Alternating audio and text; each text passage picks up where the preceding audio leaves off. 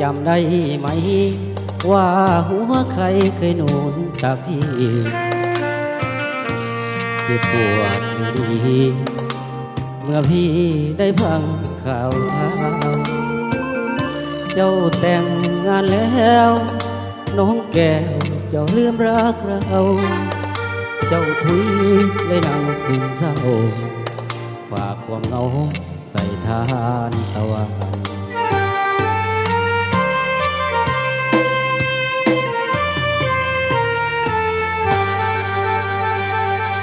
และขอให้สุขีมัน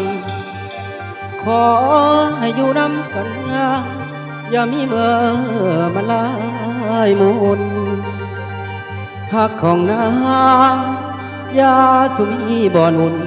บุญสายสร้างความมลายน้องจะได้จากอายน้องจะได้จากอายสายแน่นจองบ่ถึงกันความสัมพันธ์ก็เลยฝืนเอา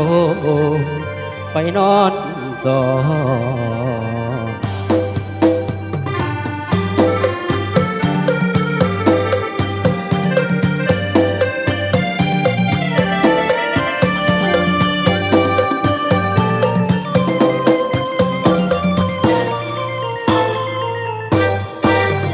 ดวงใจสอดเอาไว้ขีดคานตะวันเพื่อเป็นของขวัญ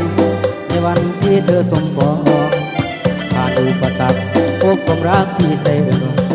ถึงใจพี่ทั้งที่ห้องอย่ามันมองเนื้อทองกันเลยโปรดเข้าใจที่ไปส่วนงานไม่ได้เพราะพี่อายยายเมื่อไปแล้วซึมแขกมาในงานก็คงรู้ดีเหตุที่คือกลัวน้ำตาไหลซึมลืมเสียเธอเมื่อเจอดอกไม้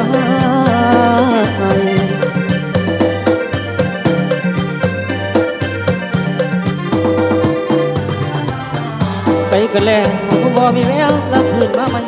แสนอะไรก็ได้แต่มองนอนให้เสียหมอนวนคือย้อนอดีตก็เคยเห็นเป็นแต่สงสารโตผู้เดียวพันทางลางเอื้อนแล้วเมื่อน้องแก้วจากไปปวดหัวใจเมื่อใจกลับมาทุกที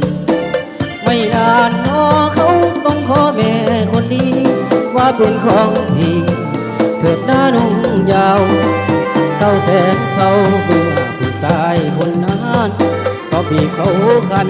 เนื้อนวลคงสุขีรักน้อรักถูกฝากน้อคนดี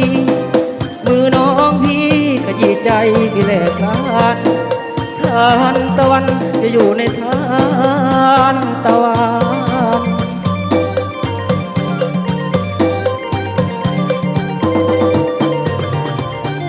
ขันขวานก็เก่าวิงวานแต่เจ้าคงเปลี่ยนคงเลื่อนหน้ากายไปสิ้นบ่เหลือแม่เก็บเนื้อก็คงเสื้อทั้งเอาทั้งนางดูสุขอย่ามีแนวเพื่อนเงินควายก็ยังมีพ่อแม่ใจเป็นแพ้ก็ยังมีหมดส่วนพ่อได้ติดต่อ